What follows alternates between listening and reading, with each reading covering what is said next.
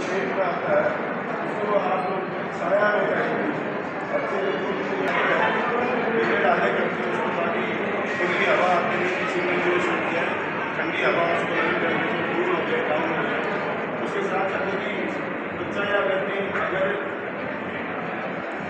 उसके अंदर है तो उसको आप लोग जो है ठंडा पानी या जो भी पानी उपलब्ध है वो भरपूर मात्रा के अंदर उसको वहाँ पर पिला सकते हैं।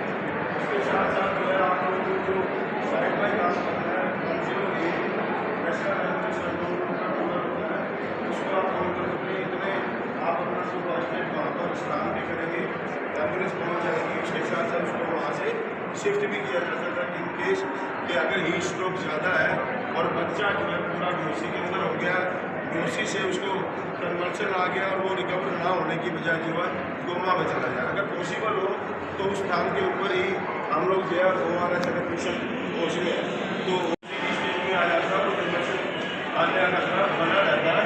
और अगर ट्रीटमेंट समय पर ना मिले तो वो सिंपल सी चीज़ है, इसको इतना हाईलाइटेड सरकार या स्वास्थ्य विभाग की तरफ से क्यों किया जा रहा है ये समझने की जरूरत है कि अगर किसी भी बच्चे को, सीनियर सिटीजन को या कोई भी व्यक्ति लू की चपेट में आता है और यदि उसको समय रहते उपचार नहीं मिलता तो वो पहली स्टेज से दूसरी स्टेज पे और दूसरी से तीसरी पे जा सकता है, जिसकी वजह से उसको कन्वर्सन, बेहोशी और यहाँ तक कि कोमा के अंदर भी वो व्यक्ति या बच्चा पहुँच सकता है। इसलिए इनिशियल स्टेज पे ही हम लोगों को इसको संभालना होगा। जैसा डॉक्टर निकिता ने बताया आप लोगों को जो अलग अलग सिम्टम्स होते हैं, जो फर्स्ट कैटेगरी है उसके अंदर क्या होता है कि व्यक्ति के अंदर हीट एग्जॉस्टन होता है, यानी कि बच्चा या बड़ा बुजुर्ग कमज़ोर महसूस करेगा, बहुत ज़्यादा स्वेटिंग होगी उसको है, बना रहता है। उसके अंदर पहली कैटेगरी में जहाँ स्वेटिंग ज़्यादा होती है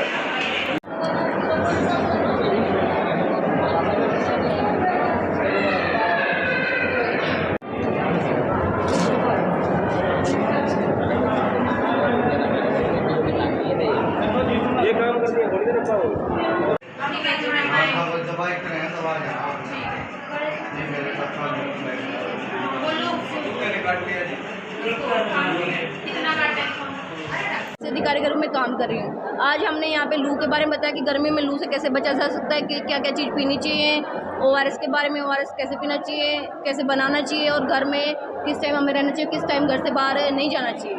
12 से 4 का टाइम होता है जहाँ पे जब जिस टाइम लू का टाइम पीक पे होता है, गर्मी का टाइम पीक पे होता है, तो उस टाइम हमें घर से बाहर नहीं निकलना चाहिए। और जो खासकर बच्चे होते हैं, बुजुर्ग होते हैं, उसको हमसे घर से बाहर नहीं जाना चाहिए। और हमें ORS कैसे बनाना चाहिए, जैसे अगर मान लो आपके पास ORS पैकेट में अवेलेबल नहीं है तो घर पे ORS बना सकते हो। 4 चम्मच चीनी, 1/4 चम्मच नमक, उसको अच्छे से घोल के आप ORS बना सकते हो। और ORS को हमने रूम टेम्परेचर पे 12 घंटे तक ही यूज़ करना है। ये नहीं हमने ORS बना लिया और पूरा दिन को यूज़ कर लिया। रूम टेम्परेचर पे 12 घंटे तक स्टोर रखना है। अगर 24 घंटे हम उसको स्टोर कर सकते हो, फ्रिज के अंदर ही कर सकते हैं। फ्रिज में किया हुआ स्टोर हमारा 24 घंटे चल जाएगा। माय नेम इज मूर्ति। अप्रैल से जून के मौसम में लू चलती है तो हीट वेव के लिए प्रोग्राम बनाया है। उसके अकॉर्डिंग पब्लिक को जागरूक करने के लिए हम लोग ने ये सभा की। बेसिकली क्या होता है, अप्रैल से जून के महीने में टेम्परेचर इन्वायरमेंट का 40 डिग्री से ऊपर चला जाता है, जो कि शरीर के लिए घातक होता है, स्पेशली बच्चों और बूढ़ों के लिए। तो इस मौसम में 12 से 4 के बीच दोपहर में बच्चों को घर से बाहर ना निकालें बिना ज़रूरत के, और पानी खूब पिए। जो हमारे लेबर क्लास है वो रेस्ट लेके काम करे। ये सब हमें प्रिकॉशन लेनी पड़ेगी। इसमें क्या होता है, सबसे पहले हीट क्रैम्प्स आते हैं, पैर में दर्द होना। तो ऐसे में अपना लिक्विड इंटेक बढ़ाएं। फिर भी अगर नहीं ठीक होता, घंटे से ज़्यादा लगातार क्रैम्प होता है, तो आपको अस्पताल आना चाहिए। इसके बाद जो स्टेज आती है उसमें हमें सिनकोप का मतलब चक्कर आना, बेहोशी, एक बार बेहोश हो जाना और ऐसी होती है। तो उसमें मरीज को रेस्ट करना चाहिए, धूप में बिल्कुल नहीं जाना चाहिए, और पानी, छाछ, जो भी लिक्विड ज़्यादा से ज़्यादा लेना चाहिए। उसके बाद होता है, अगर इस स्टेज पे भी नहीं ध्यान देते तो मरीज़ बेहोश हो जाता है, उसको कन्वल्जन आते हैं, उसको बोलते हैं हीट स्ट्रोक। ऐसे में टेम्परेचर शरीर का बढ़ जाता है, 104 डिग्री से ऊपर चला जाता है। पहले स्टेज में पसीना आता है, स्टेज में पसीना बंद हो जाता है, ड्राई स्किन हो जाती है। ऐसे में एम्बुलेंस की ज़रूरत, कॉल फॉर हेल्प। अस्पताल आने की ज़रूरत है मरीज को। अस्पताल में जो भी ऑक्सीजन सप्लीमेंटेशन की ज़रूरत होगी वो हो जाएगा, बुखार के लिए इंजेक्शन लग जाएगा, IV फ्लूइड चल जाएंगे। तो बेसिकली एम्बुलेंस को कॉल करना है और अस्पताल आना है। बाकी अगर मरीज कॉन्शियस है, अलर्ट है, खा पी रहा है तो उसको लिक्विड दे दो। अगर ऐसा है कि नहीं खा पी रहा और उल्टियाँ हो रही हैं तो उसको करवट के बल लिटाना है और सीधा अस्पताल ले आना है। उस पर पानी छिड़क सकते हैं हम पिलाने की बजाय, अगर मरीज़ बेहोश है तो उसका टेम्परेचर कम करने के लिए पंखा या कूलर इसका प्रयोग करें। ठीक है।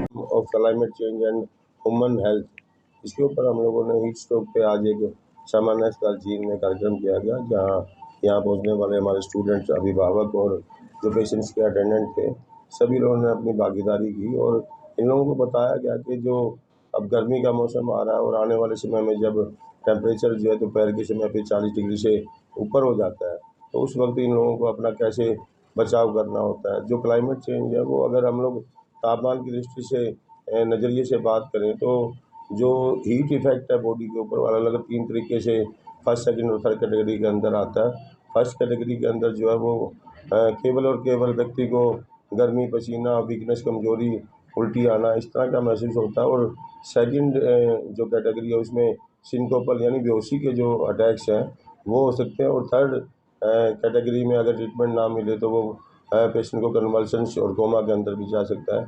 उन लोगों को अपना बचाव कैसे करना चाहिए, 108 है, तुरंत प्रभाव से नेशनल एम्बुलेंस सेवा को कॉल करना चाहिए ताकि व्यक्ति को जल्दी से जल्दी हॉस्पिटल शिफ्ट कराया जा सके। वहाँ पर यदि पेशेंट होश के अंदर हो तो उसको जो है नियर बाई जो भी छाया हो, छाया में शिफ्ट करें, उसके कपड़े थोड़े से ढीले ढाले कर दें।